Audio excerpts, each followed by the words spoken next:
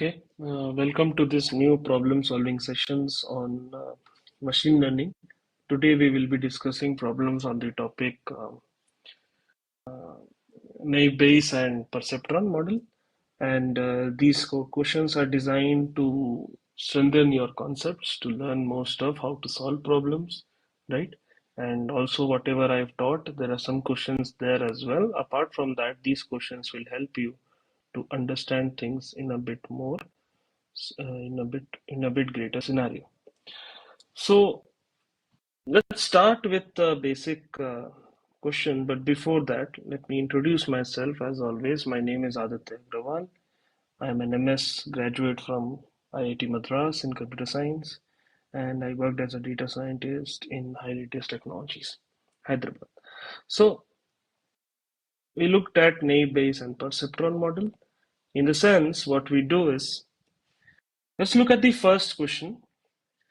You are given a consider the following data table where play is a class attribute. The training data is shown below. So play is a class attribute means that play is my target variable, right? And there are three features in this data set. One is humidity, one is outlook, while the other one is windy. All three look like binary features because each of them have only two values. In the sense, humidity has two values, L and H. Outlook has two values, N and Y. And windy also has two values, N and Y. Now you are asked that you have to use the naive Bayes algorithm to find the output of the following test data, which is given these three values of the three features, humidity, outlook, and windy, being H, Y, and N respectively. What will be the output of your test data, whether it will be true or false? So let's first review the formula of naive Bayes. So naive Bayes stems from the Bayes theorem, where the probability of y being equal to a class little y given x equal to little x is proportional to the probability of x equal to x given y equal to y multiplied by probability of y equal to y.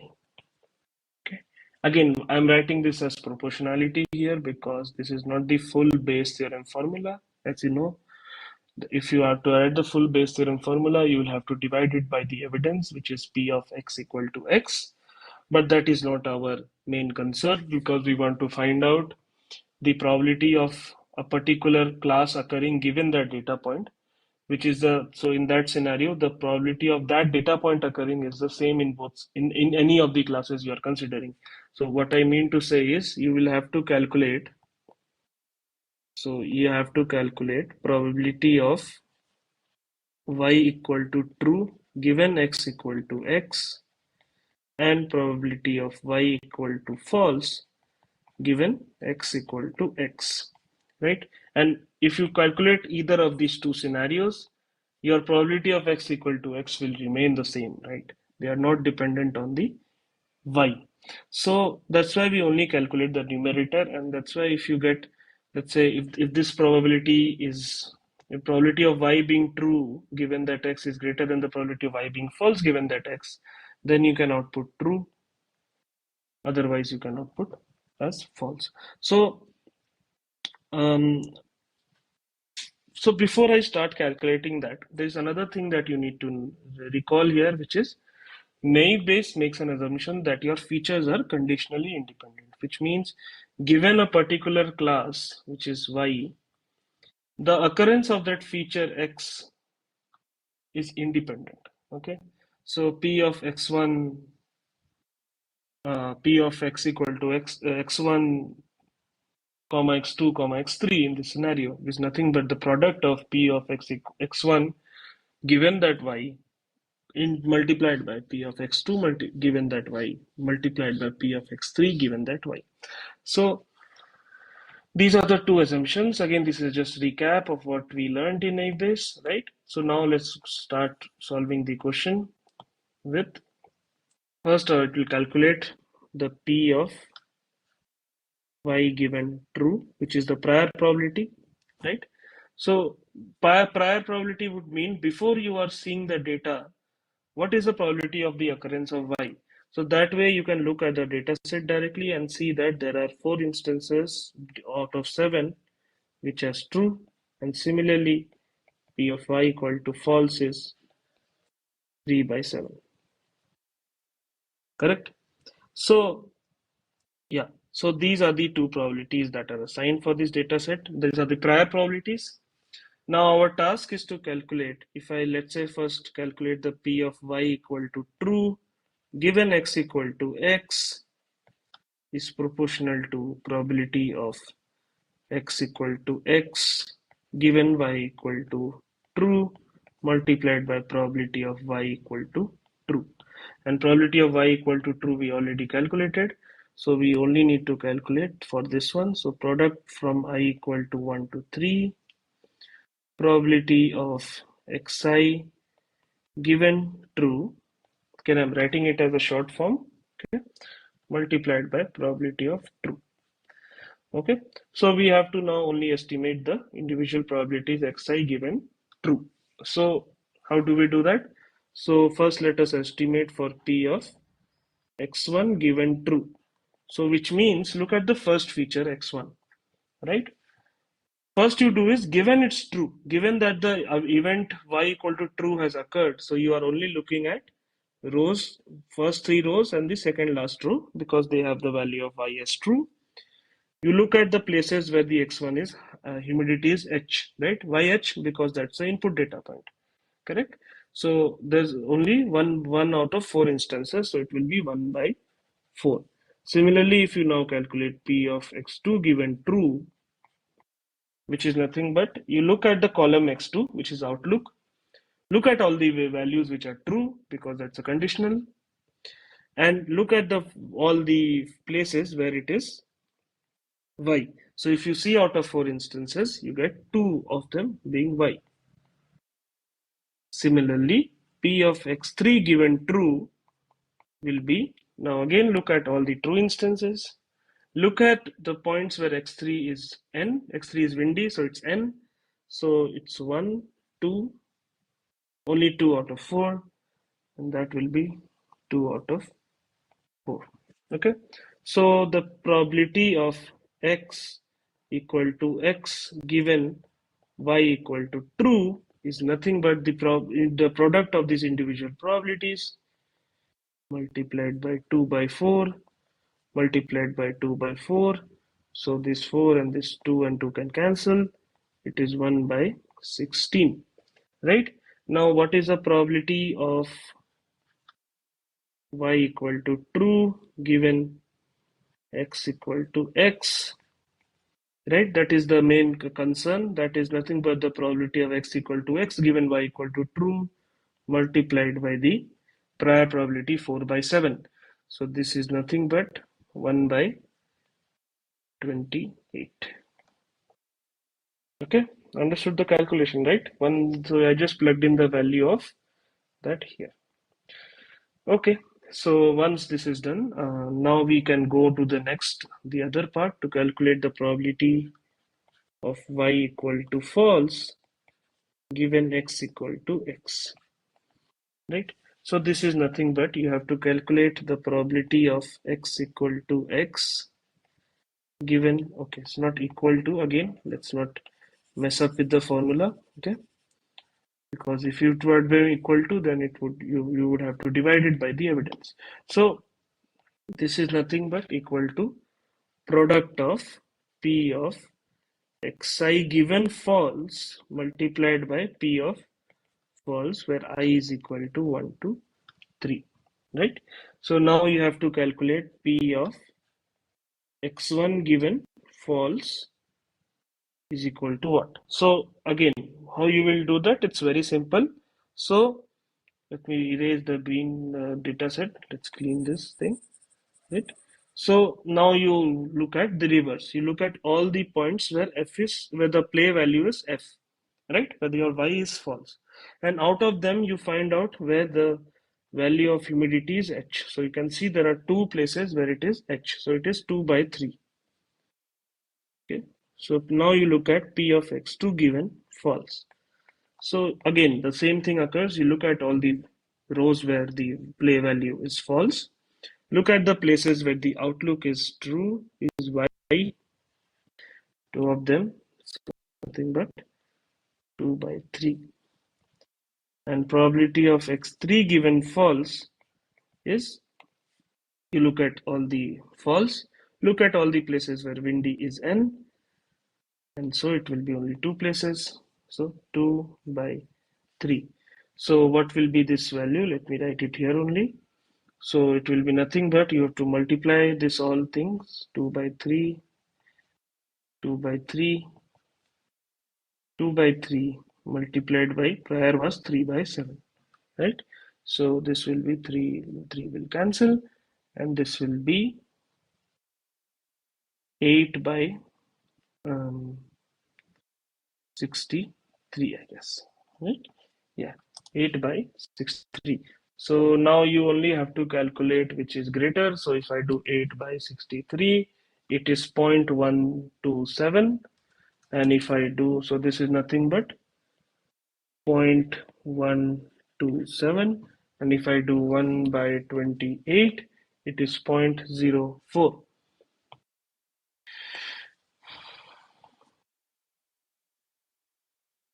Right? It is 0.04. So typically the answer to this question will be that you will not play. The y value will be false. So what is the output? Output will be false. Okay, fine. So hope you understand how to solve these questions as well now, right? Might have strengthened your concepts. So the other question is, next question is that in 9 days, numerical variable must be binned and converted to.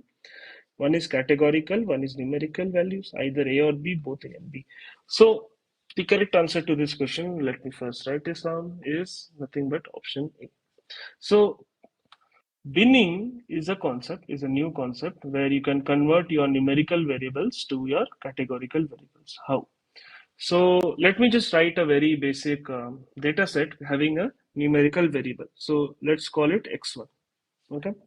Let's say it has values 12, 21, 32, 15, 17, let's say 25, and 35. Right? So binning means you want to convert this into a categorical variable. So what you can do is you can say that you can define three bins, right? One bin will be x10, 20. One bin you can say x21, 30. One bin you can say x31, 40, right? And then what you can do is, what you can do here is you can look at the fact that whichever it is, let's say this is 12, so 12 comes here and the others are zeros. You can also 21, so 21 falls in this range, so that will be 1. This will be 1 in the 32 case, so the third feature x31 to 40 will be 1. Here 1 0 0 1 0 0. Then you can say this will be 25 will be 0 1 0, 35 will be 0 0 1. So this is a one hot encoded version. Maybe you can also look at the other scenario where you can do label encoding. So what in the label encoding case, what you do is, so I will erase this out. So again, okay, fine. So what I will do is I'll write the label encoded side on the right of this. So other option you could have is, so let's say X label encoded, which means you divided, binned this into three bins, three features, and your number of feature space has gone high. So right, you have now three features to deal with. What you can do is you can say this I can enumerate as value 1, this I can enumerate as value 2, this I can enumerate as value 3, and you can say this falls in the first bin, the second bin, the third bin, first bin, second bin, third bin. So this is called label encoding. Now the issue with label encoding is you're trying to say that maybe, so this numerical, right? So 3 is greater than 2, 3 is greater than 1 as well, 2 is greater than 1. So you're trying to assign different categories, but also you're saying that, and this might also have some influence on your result, where the model might consider 3 as a greater value than 2, and typically in mathematics you do so, but your intention might not be that, right? So if this denotes marks and you want to rank people that who belong to this category or fall in the better category, then you will rank them as 3, but you just only want to report that they belong to different mark ranges with no such biasness towards a different particular category, then typically label encoding would be the better scenario to do. And in naive Bayes, again, there are Gaussian naive Bayes algorithm discussed that I have discussed, but this doesn't talk about Gaussian naive Bayes. It just talks about the plain naive Bayes classifier. Each numerical variable you have to convert it into a categorical variable in that case, and that's why you have to convert it into a category. Each numerical variable must be binned and converted to a categorical values. Again, binned and converted to numerical values doesn't make any sense, right? And either A or B is also not correct, and both A and B is also not correct. Okay, sorry about that noise. Okay, right. So the next question is on perceptron model, right? Very simple question. So there are two statements given here. S1 denotes if two classes are linearly inseparable, perceptron convergence theorem will be applied. And S2 says in perceptron algorithm, when a point is correctly classified, small adjustment to the weight vector is done. Which of the following is true? Either both statements S1 and S2 true, either only S1 is true or only S2 is true, or neither S1 nor S2 is true, right? So now if you see this,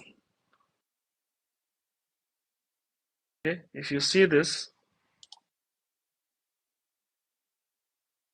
uh, so if two classes are linearly inseparable, perceptron convergence theorem can be applied is incorrect, because the first thing that perceptron convergence theorem considers is that the two classes should be linearly separable. And in linearly separable, if the two classes are not linearly separable, the perceptron algorithm will just loop on forever. You won't have any chance. It will just keep on looping forever, right? So that is not the right thing to do here. So S1 is false. In perceptron algorithm, when a point is correctly classified, small adjustments to the weight vector can be done. Again, if you remember the algorithm, whenever we only make adjustments to the weight vector, be it small, be it large, doesn't matter.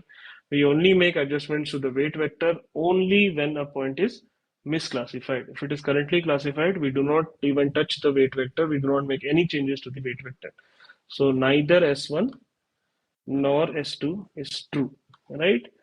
Okay. So before we move on to the next question, maybe there are some slide errors. I'll just fix it in a minute. Just give me 1 minute, okay?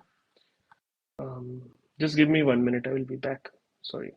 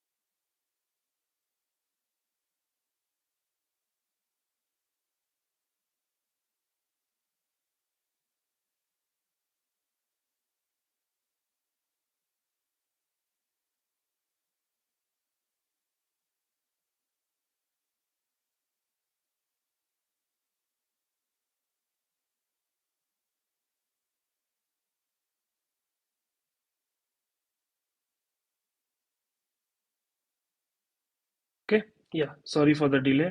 There was some error with the slides. Okay, so this one was neither S1 nor S2. So now we look into the next question. So consider a linear perceptron where x is the input. Which function do you think can the perceptron compute?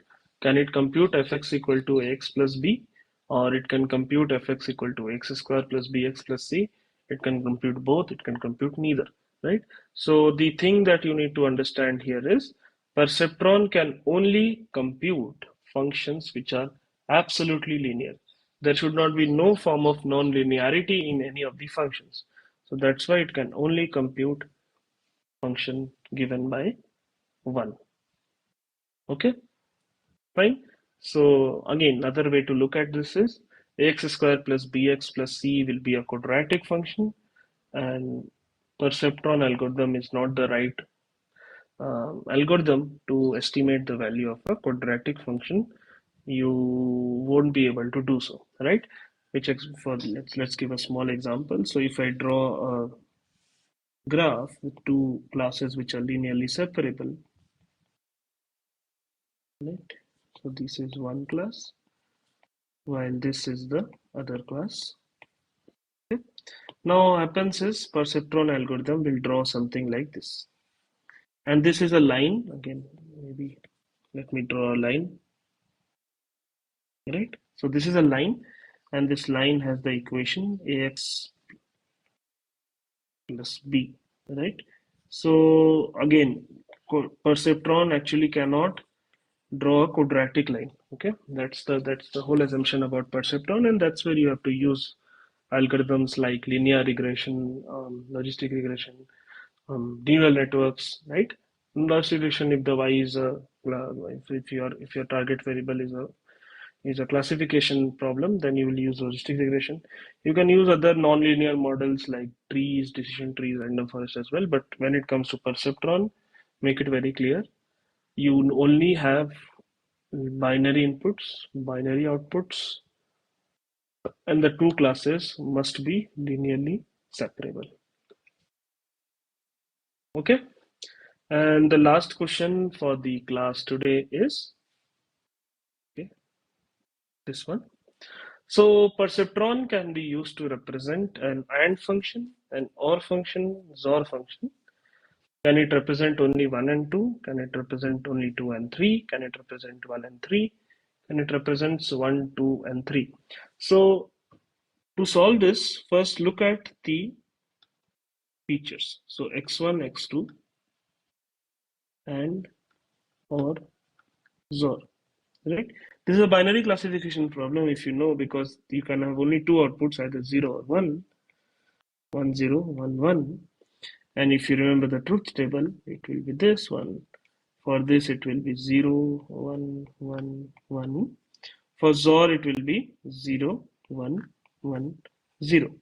Now, they are asking, can you use perceptron to represent these three functions, or which of the functions you cannot represent? So for that, first you look at the graph. So let's draw the graph of the AND function. So AND function, two features, x1 and x2. This you can say 0, this you can say 1, this you can say 1. So AND function will be 1 only when both x1 and x2 are 1s, right? In other cases it will be zeros. Okay. Now if you eyeball this, it's very simple. You can just draw a very basic straight line from this part, right? And this way you can separate the two classes, the ones and the zeros. Okay. The next one is the OR function, and if I draw the OR function, the graph of it, so this is my OR function, this is my x1, this is my x2, this is 1, this is 1, right? So OR function will be red only when both are zeros and will be green elsewhere. So this is green, this is green, this is green. And again, if you eyeball it, it looks very simple. You can draw this line, right? This line is linearly separating the two classes. This will be for the OR function. So you might think that for XOR also it will work, but let's see. So for XOR you have x1 with a 1 here and x2 with a 1 here, right? So XOR is only 1 when both are alternate. So this is 1 and this is 1. When x1 is 1, x2 is 0. When x1 is 0, x2 is 1. In other cases it is 0. Right? Now, how matter how much you try, whichever line you make, this line is also not separable. This line is also not separating. This line is also not separating. This line is also not separating. So XOR is actually linearly inseparable.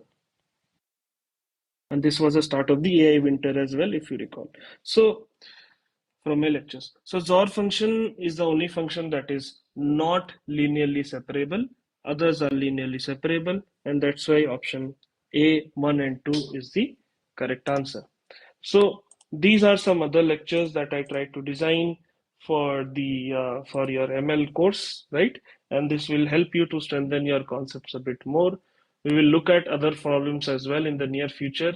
Till then, enjoy the evening, enjoy the morning, evening, whichever time you're watching it. Okay, and all the best for your exam. Thank you for watching.